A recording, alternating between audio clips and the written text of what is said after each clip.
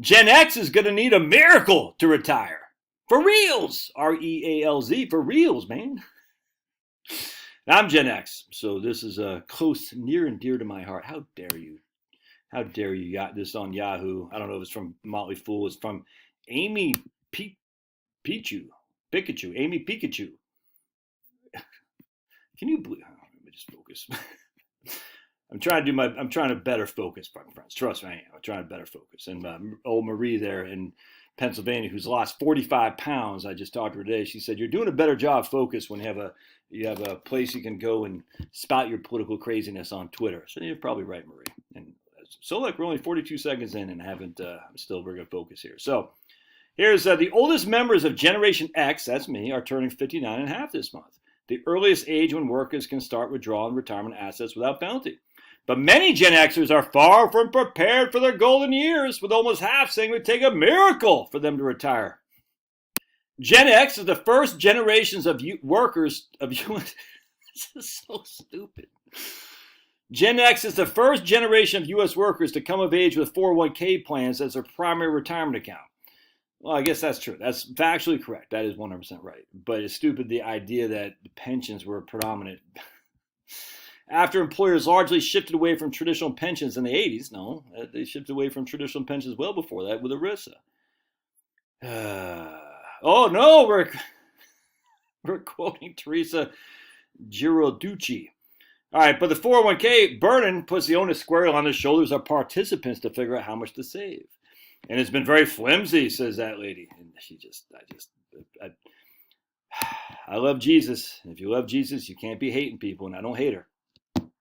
Got to pray for people, pray for your enemies. And that lady is up to no good when it comes to scaring people about retirement. And I don't like people who are up to no good. I like people who tell the truth. If the truth is told and the truth is bad for you, well, that's you're going to have to figure that one out. You have to say, man, that sucks. But in this case, these people spreading this freaking cow manure on the whole episode of retirement aren't telling the truth. They're just not. And I just don't understand. I'd love to be a fly on the wall and hear these clowns are sitting there saying, "Oh, man, we got to tell people they can't retire." Why though? Man, let's keep going here. It's just insane. Generations, the Jan Brady of generations, she was overlooked while the larger baby boomer and millennial generations grabbed more attention, said this guy. About 1 in 5 Gen Xers worried they won't be able to afford retirement, even if they were able to save $1 million for retirement. What? About 1/4 is concerned a shortage of savings will force them to return to the workforce.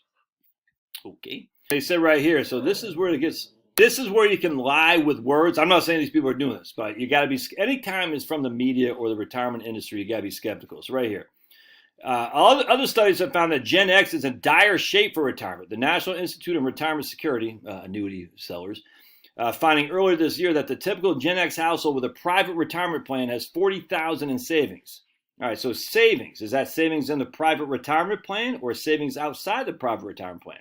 Well, Josh, you can't be so paranoid as saying it's with a private retirement plan. I can make the same argument that says I can make the same argument. The typical Gen X with a private retirement plan has $40,000 in savings.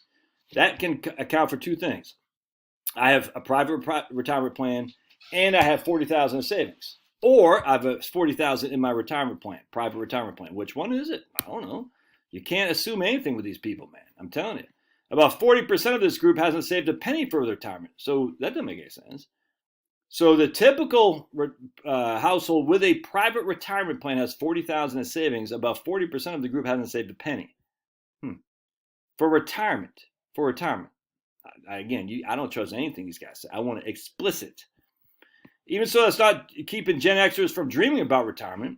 They plan to retire at 60 on average. They also believe their retirement will last about 20 years, shorter than what many retirees actually experience. Is that true? Whoever wrote this, Amy Pikachu? Is that true? Short 20 years? Most retirees experience more than 20 years in retirement. Some expectations may seem discordant, especially given the lack of retirement savings. This guy says it's wishful thinking for a lot of Gen Xers to want to retire. 48% of the people just stopped thinking about retirement. Many are overly optimistic, they says. well, this is stupid right here. The group saying they expect their retirement assets to have long-term returns of 13.1% above inflation. Well, that's just dumb. Meanwhile, only about 2% of Gen Xers understood key aspects of investing in bonds. Okay, I mean, look, dude, how many of you guys understand the fundamental thing about investing in bonds? A lot of you guys are going to think, oh my goodness, if interest rates go up, my bonds go down. No, they don't go down. If you hold a bond in maturity, it's just they don't go down. They go down temporarily, but they come back up to par values. It's literally just that simple. Anyway, so there are some aspects of retirement. Okay, so I'm going to look at the, hold on a sec. We're just going to look at a survey of consumer finances. This is my age group, a little bit, so I'm 53, so it's a little bit younger than Gen X all told, but we're just going to look at this group right here. Before family after tax income, right there. And hold on a second, let me get my specs. All right, so before family after tax income is $91,000. That's the median, $91,000 before after tax income. So what we're going to do here is we're going to see how much Social Security we can get on $91,000 of, we'll just say average income. So check this out. All right, so the first 1,115 is 15%. I'll show you what I'm talking about here in just a second. The next is 32, it's 90%. The next 32% from 1115 to 6721. Anything above 6721 is at 15%. All right, so what we do is we say, okay, we got $91,000. We divide that by 12. This will make sense. Hang tight, ladies and gentlemen. This will make sense. Divide by 12. That's 7583. That's what we're going to call our average index monthly earnings. 7583. And this is just the back of a piece of white paper, right? So it's no big deal. Don't get, oh, it's not right, Joe. Just pretty doggone close. The first 1,115 of that is you get 90% of that. So 1115 times 0.9, you get $1,003. All right, so 7583. All right, minus 7, so we get 75. Hold on a second.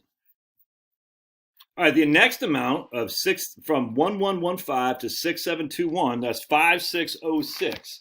5606, we get 32% of that times 0.32, and that's 1793.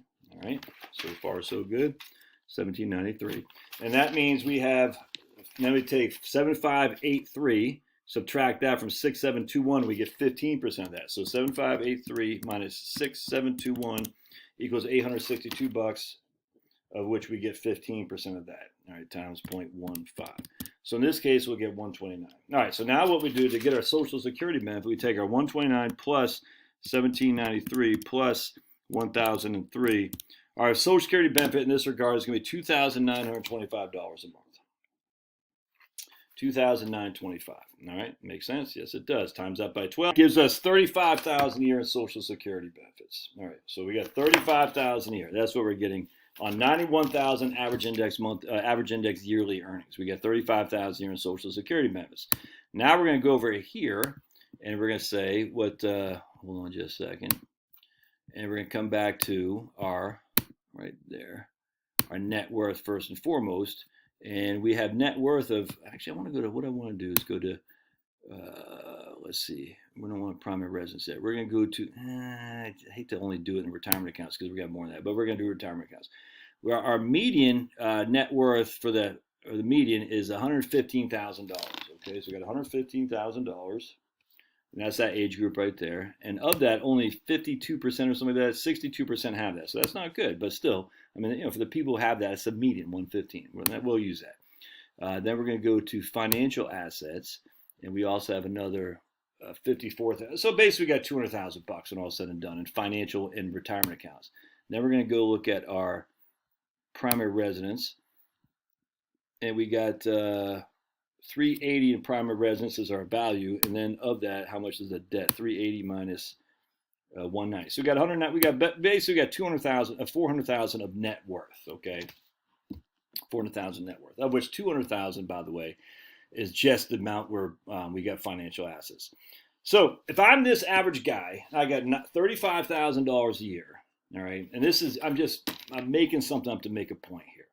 And we don't need 91,000. We know that for a fact. We probably need about 60% of that when all is said and done. I'm going to show you why, if even that. Because we have enough to pay off our mortgage of home equity. You can take reverse mortgage to pay off that mortgage and immediately eliminate a significant cost.